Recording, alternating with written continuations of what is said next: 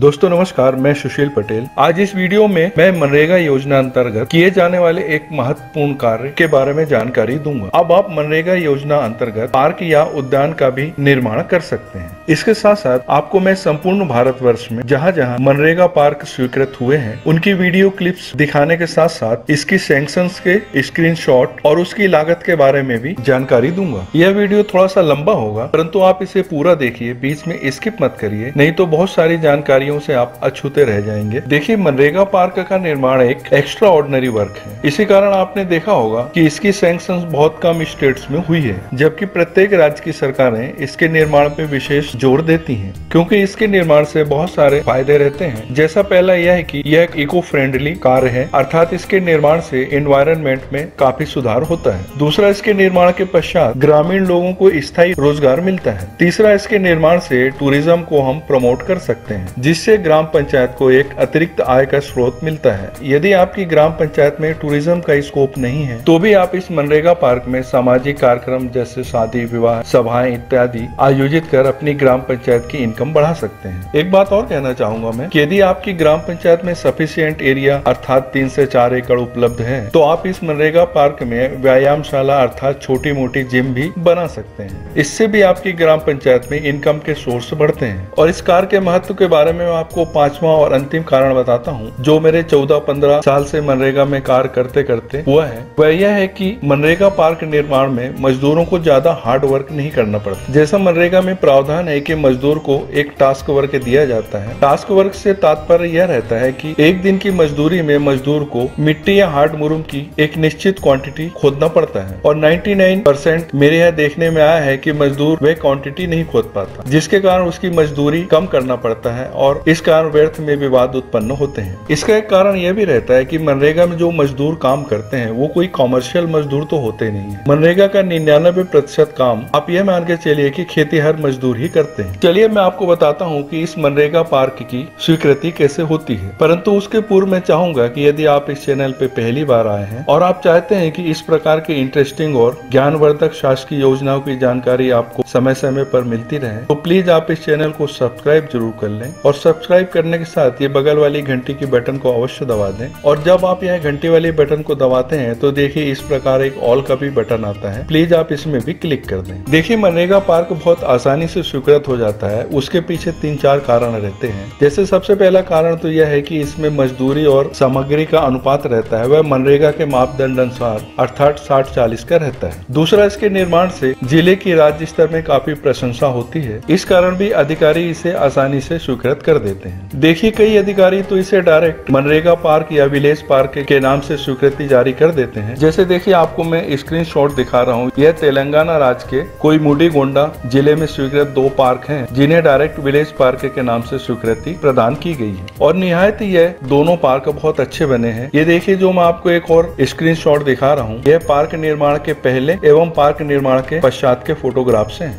इसके पश्चात आप इस सिटीजन इंफॉर्मेशन बोर्ड को देखिए, जो हरियाणा जिले के पानीपत जिले में बनाया गया है। इसका निर्माण 2016-17 में हुआ था, तब इसकी लागत लगभग 25 लाख रुपए थी। और आप यह तीसरी वीडियो क्लिप से देखिए, जिसमें मनरेगा पार्क का निर्माण उड़ीसा राज्य की कैंचीपुर ग्राम पंचायत में किया गया है। यह कार्य 19-20 में स्वीकृत हुआ था और अभी भी यह कार्य प्रगतिरत है। इस सेक्शन की भी आप स्क्रीनशॉट देख लीजिए। ये जो मैं स्क्रीनशॉट दिखा रहा हूँ आपको इसलिए दिखा रहा हूँ कि जब भी आप अपने क्षेत्र में स्वीकृत कराएंगे तो ये स्क्रीनशॉट आपको आपके अधिकारियों को कन्विंस कराने के लिए काफी सहयोगी होंगे। अब चलिए हम दूसरी बात पे आते हैं। जैसा मैंने पहले बताया है कि कई अधिकारी तो इसे डायरेक्ट विलेज पार्क के नाम से स्वीकृत कर देते हैं, पर कई अधिकारी इसकी स्वीकृति नहीं करते। उनका यह कहना पड़ता है कि यह मनरेगा पार्क जो मनरेगा के 260 परमिसेबल वर्क हैं उसमें शामिल नहीं है। हालांकि यह बात सही भी है कि केंद्र शासन ने जो 260 प्रकार के परमिसेबल कामों की सूची जारी की है उसमें मनरेगा पार्क शामिल नहीं है। तो इसका दूसरा भी उपाय रहता है कि आप इस मनरेगा पार्क को छोटे छोटे टुकड़ों में स्वीकृत करा सकते हैं। अब इन छोटे छोटे टुकड़ों में कैसे स्वीकृत कराते हैं, चलिए मैं आपको समझाता हूँ।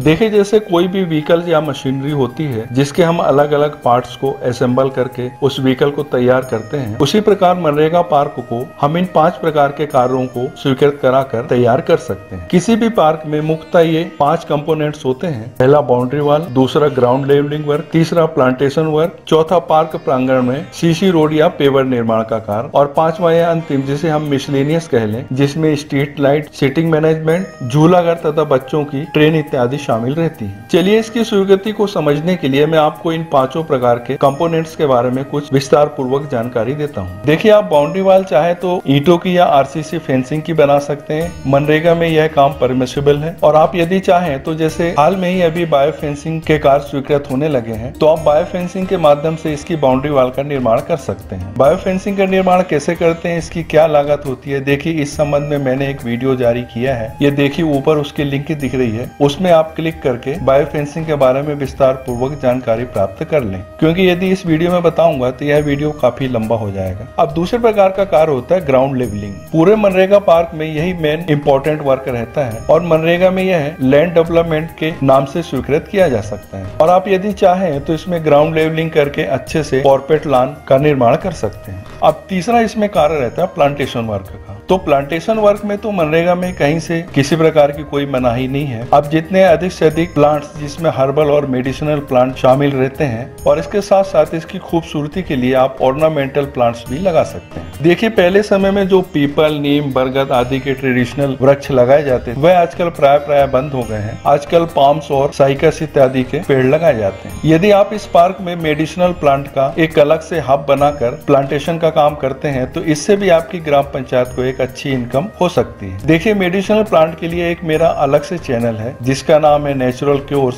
इसकी लिंक मैंने डिस्क्रिप्शन बॉक्स में दे रखी है, प्लीज वहां जाकर आप इसमें ऐड हो जाइए। तो इसमें आपको मेडिसिनल प्लांट की कल्टीवेशन और मार्केटिंग इत्यादि की जानकारी प्राप्त हो सकेगी। और चौथा कार्य रहता है पार्क के अंदर सीसी रोड या पेवर लगाना। तो सीसी रोड भी आप मनरेगा कन्वर्जेंस से बना सकते हैं। मनरेगा कन्वर्जेंस क्या होता है, देखिए इस संबंध में मैंने एक वीडियो जारी किया है, यह ऊपर उसकी लिंक दिख रही है। जब आप इस पे क्लिक करेंगे तो मनरेगा कन्वर्जेंस के बारे में विस्तार पूर्वक जानकारी प्राप्त कर सकेंगे। अब 5वां और अंतिम कार्य रहता है इसमें, जिसे मैंने नाम दिया है मिसलेनियस, जिसमें हमें पार्क के अंदर स्ट्रीट लाइट, सीटिंग मैनेजमेंट, बच्चों के लिए झूला घर, ट्रेन इत्यादि लगाना पड़ती है। यह कार्य आप पंचायत में जो 14वें वित्त आयोग की राशि या पंच परमेश्वर की राशि रहती है उसके माध्यम से आप इसे करा सकते हैं। भारतवर्ष में जिस ग्राम पंचायत ने सबसे पहले मनरेगा पार्क का निर्माण किया है वह हिमाचल प्रदेश की मुरगा है। इस ग्राम पंचायत ने डायरेक्ट मनरेगा पार्क के नाम से स्वीकृति नहीं जारी की, बल्कि इसी प्रकार टुकड़े टुकड़ों में कई कार्य स्वीकृत करके एक मनरेगा पार्क का निर्माण किया है। यह देखिए जो पीछे में स्क्रीनशॉट दिखा रहा हूँ, यह उसी ग्राम पंचायत मुरगा की है। ठीक है दोस्तों, अब मैं वीडियो यहीं समाप्त करना चाहूंगा। आशा करता हूँ कि आपको मेरा यह वीडियो अच्छा लगा होगा, और अग्रिम में आपको बधाई भी देता हूँ कि आप इस वीडियो के माध्यम से अपनी ग्राम पंचायत में भी मनरेगा पार्क स्वीकृत कराएं। ठीक है दोस्तों, नमस्कार।